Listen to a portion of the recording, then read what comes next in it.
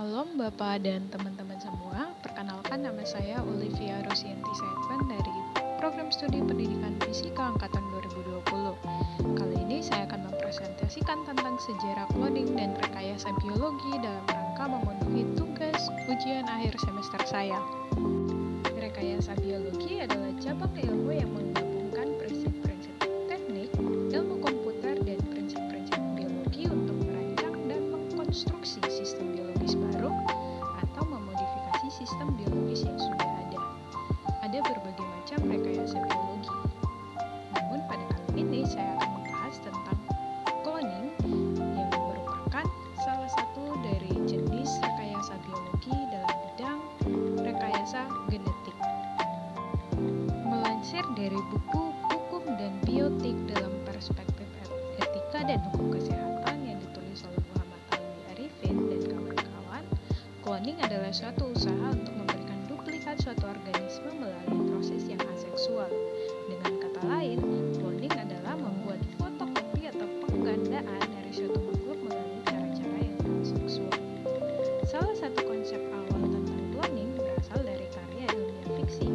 Pada tahun 1818, Mary Shelley menerbitkan novelnya yang terkenal yaitu Frankenstein yang mengisahkan tentang seorang ilmuwan yang menciptakan makhluk hidup dari potongan-potongan jasad manusia yang telah mati. Meskipun tidak secara langsung terkait dengan cloning seperti yang kita kenal saat ini, tema penciptaan makhluk hidup dengan menggunakan pengetahuan dunia menjadi salah satu aspek awal dalam imajinasi tentang cloning. Namun, dalam konteks ilmiah yang sesungguhnya, upaya cloning hewan dimulai pada pertengahan abad ke-20. Berikut adalah timeline sejarah cloning yang dilakukan oleh manusia terhadap hewan pada pertengahan abad ke-20. Pada 1952, percobaan awal cloning hewan dilakukan oleh Robert Briggs dan Thomas King. Mereka berhasil melakukan cloning katak dengan teknik transplantasi inti sel. Selanjutnya pada tahun 1996, tepatnya pada tanggal 5 Juli, lahirlah domba yang pertama kali dihasilkan melalui teknik cloning yang dikenal sebagai Dolly. Dolly merupakan hasil dari cloning sel somatik dewasa menggunakan teknik transfer inti sel somatik atau somatic cell nuclear transfer atau SCNT, di mana percobaan ini dilakukan di Institut Roslin di Skotlandia. Selanjutnya pada tahun 1997, ilmuwan dari University of Hawaii berhasil mengkloning hewan pengerat yaitu tikus dan mereka memberinya nama Cumulina. Hewan yang diciptakan laboratorium tersebut dapat bertahan hidup hingga 2 tahun dan 7 bulan, melebihi perkiraan awal bahwa hewan tersebut akan bertahan hidup selama 2 tahun. Selain itu pada tahun yang sama, monyet rhesus neti dan Tito berhasil dikloning. Pada tahun 2000, perusahaan PPL Therapeutics telah mengkloning 5 ekor babi betina. Kelima babi itu dikloning dari sel babi dewasa. Perusahaan ini merupakan perusahaan yang pernah bekerja sama dengan The Roslin Institute saat melakukan cloning pada domba Dolly. Selanjutnya pada tahun 2001, peneliti dari Texas A&M University berhasil mengkloning seekor kucing. Kucing pertama yang berhasil dikloning dinamakan Sissy untuk copycat atau carbon cat, dan meski hasil cloning kucing ini memiliki sedikit perbedaan pada bulunya, beberapa tahun kemudian kucing hasil cloning ini berhasil memiliki anak. Sejarah cloning tidak hanya berhenti pada tahun 2001 saja, sebab pada tahun 2003, seekor kuda cloning pertama yang diberi nama Prometheus berhasil diciptakan di Italia. Selain kuda, kancil juga berhasil dikloning dari sel kulit kancil yang telah mati. Kancil cloning tersebut bernama Dewey dan dia berasal dari sel kancil jantan yang menjadi pendonor. Selanjutnya pada tahun 2005, Seoul National University atau SNU melalui metode cloning sel batang. Beberapa peneliti seperti Huang Wusuk dan rekannya berhasil menciptakan 2 serigala abu-abu bernama Snow Wolf dan Snow Wolfie, dan mereka mengambil sel dari telinga serigala betina dewasa dicampur dengan telur anjing. Sayangnya salah satu dari mereka mati pada tahun 2009 lalu. Pada tahun 2008, peneliti Jepang berhasil mengkloning seekor tikus cloning dan tikus itu diambil dari sel yang telah dibekukan selama 16 tahun dalam suhu minus 20 derajat Celcius. Selanjutnya pada tahun 2009, sekelompok peneliti dari Spanyol, Prancis, dan Belgia berhasil mengkloning Burkado. Itu adalah kambing liar yang telah punah. Sel untuk melakukan cloning diambil dari sel yang diawetkan pada tahun 1999. Tapi sayang, kambing cloning memiliki kelainan di paru-parunya. Akhirnya ia pun meninggal beberapa menit setelah dilahirkan. Pada tahun 2018, monyet bernama Song Song dan Huo Huo, cloning pertama primata menggunakan teknik yang sama seperti cloning Dolly, diciptakan di Tiongkok pada tahun 2018. Selanjutnya pada tahun 2020, sebuah tim peneliti dari Kerajaan Arab Saudi melaporkan keberhasilan dalam mengkloning unta betina pertama di dunia. Proses cloning ini dilakukan dengan menggunakan teknologi somatik cell nuclear transfer atau SCNT. Berikut adalah hewan hasil cloningan yang telah dijelaskan sebelumnya. Lalu dari penjelasan sebelumnya tentang hewan hasil cloningan, menurut teman-teman semua, apakah manusia juga bisa dikloning?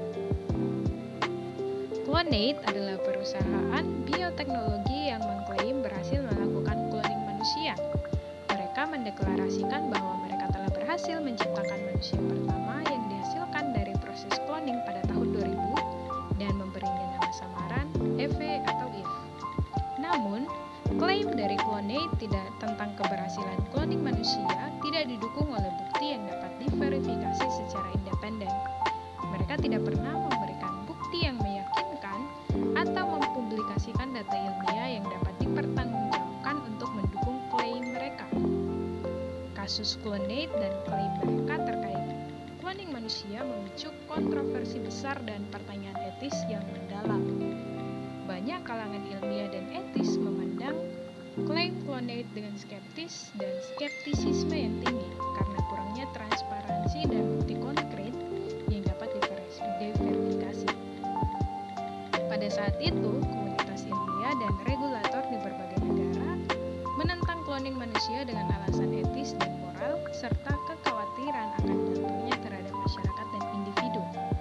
Oleh karena itu, klaim Clonate tentang Eve atau cloning manusia pertama tidak dapat dianggap sebagai bukti yang sah atau diverifikasi dalam bidang ilmiah. Jadi menurut teman-teman semua, apakah cloning manusia sudah pernah dilakukan atau belum ya? Cloning memiliki potensi untuk memberikan dampak positif maupun negatif yang signifikan baik dalam ilmu, pengetahuan maupun sosial. Berikut adalah beberapa dampak positif dan negatif dari cloning. Dampak positif dari cloning dalam aspek kemajuan ilmu pengetahuan dan kedokteran, cloning memberikan pemahaman mendalam tentang reproduksi dan genetika. Ini membuka peluang untuk mengembangkan terapi genetika yang dapat menyembuhkan penyakit genetik yang sulit diobati. Pada aspek konservasi spesies, cloning memiliki potensi untuk melestarikan spesies yang terancam punah dengan menghasilkan kembali individu-individu dari spesies yang hampir punah. Yang ketiga, pada aspek peningkatan produktivitas pertanian, cloning hewan ternak dapat meningkatkan produksi makanan dengan menghasilkan hewan yang memiliki karakteristik yang diinginkan, seperti meningkatkan produktivitas susu atau daging. Selanjutnya, yang terakhir pada aspek pengembangan organisme yang lebih tahan terhadap penyakit dan lingkungan.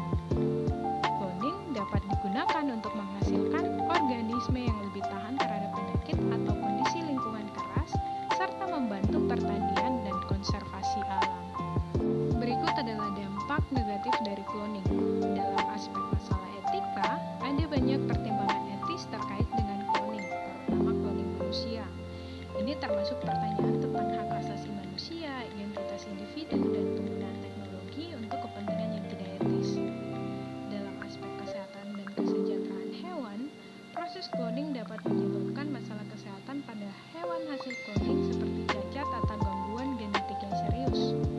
Pada aspek monopoli dan konflik kepentingan, penggunaan cloning untuk menghasilkan organisme atau hasil bioteknologi yang unggul bisa menciptakan monopoli dalam industri dan menimbulkan konflik kepentingan di bidang agribisnis dan farmasi. Selanjutnya pada aspek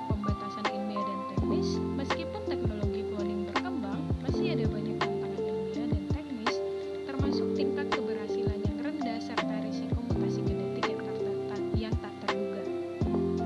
Cloning merupakan topik yang kontroversial dan kompleks sehingga walaupun potensinya dalam bidang ilmu pengetahuan dan teknologi sangat besar, penting untuk mempertimbangkan dengan cermat implikasi etis, sosial, dan lingkungan dari penggunaan teknologi cloning. Indonesia telah terlibat dalam beberapa konteks terkait dengan cloning, terutama dalam diskusi dan regulasi terkait dengan penelitian bioteknologi. Meskipun kontribusi langsung dalam penelitian cloning tidak sebesar negara lain. Berikut adalah beberapa hubungan antara cloning dan Indonesia. Dalam aspek regulasi dan kebijakan, pemerintah Indonesia memiliki peran dalam merumuskan kebijakan terkait dengan penelitian bioteknologi, termasuk penelitian yang berkaitan dengan cloning. Ada regulasi yang mengatur penggunaan teknologi genetika dan eksperimen di bidang bioteknologi. Meskipun secara umum regulasi ini lebih terkait dengan rekayasa genetik pada tanaman dan hewan daripada cloning langsung pada manusia. Dalam aspek pendidikan dan penelitian, universitas dan lembaga penelitian di Indonesia terlibat dalam bidang-bidang ilmu yang terkait dengan genetika dan bioteknologi. Meskipun mungkin tidak secara langsung fokus pada cloning, penelitian dan pendidikan di bidang ini dapat mempengaruhi pemahaman dan pengetahuan tentang cloning. Dalam aspek kesehatan dan kedokteran, sektor kesehatan dan kedokteran di Indonesia juga dapat dipengaruhi oleh kemajuan ilmu pengetahuan terkait cloning. Meskipun cloning manusia secara etis dilarang, pemahaman tentang teknologi cloning dapat membantu dalam pengembangan terapi genetik atau pemahaman tentang penyakit genetik. Dalam aspek terakhir yaitu pertanian dan peternakan, sebagian besar populasi Indonesia terlibat dalam proses pertanian dan peternakan. Meskipun mungkin belum terlibat secara langsung dalam cloning, kemajuan dalam teknologi cloning hewan dapat berpotensi memberikan dampak terhadap peningkatan produktivitas dan kesehatan hewan ternak di Indonesia. Penting untuk dicatat bahwa sementara Indonesia tidak mungkin menjadi pusat utama penelitian cloning, namun negara ini tetap terlibat dalam diskusi ilmiah regulasi dan pendidikan terkait dengan ilmu pengetahuan bioteknologi termasuk cloning.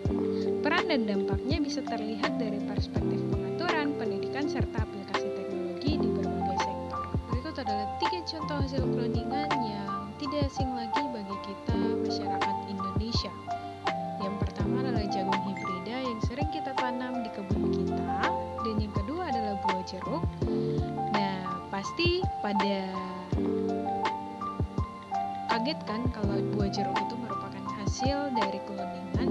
Nah, buah jeruk merupakan hasil cloningan yang mana satu varietas jeruk yang disebut jeruk navel memiliki tonjolan di bagian dasar jeruk yang mirip dengan pusar manusia.